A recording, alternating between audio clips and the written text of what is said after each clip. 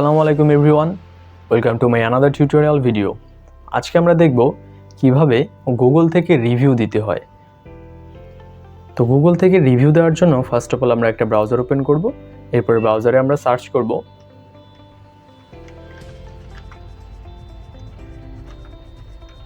Google map. Google ম্যাপটা open করার পরে আমরা যেই কোম্পানিটাকে রিভিউ দেবো সেই কোম্পানিটার নাম এখানে সার্চ বারে লিখব। ধরেন আমি এইখানে লিখলাম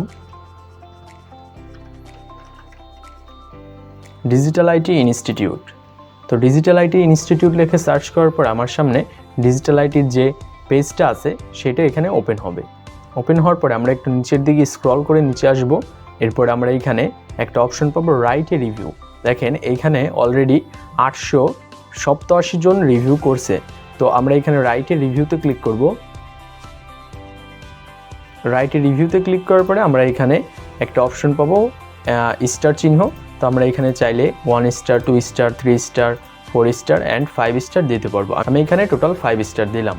এরপরে আমরা এখানে ডিটেলস কিছু কথা লিখবো যে তো এখান থেকে আমরা কীরকম সার্ভিস রিসিভ করছি বা আপনার যে মনের ভাবটা আছে আপনি এখানে প্রকাশ করবেন। তো আমি এখানে লিখে দিলাম, জাস্ট আমি এখানে এক লাইন লিখে এখানে পোস্ট করে দিলাম।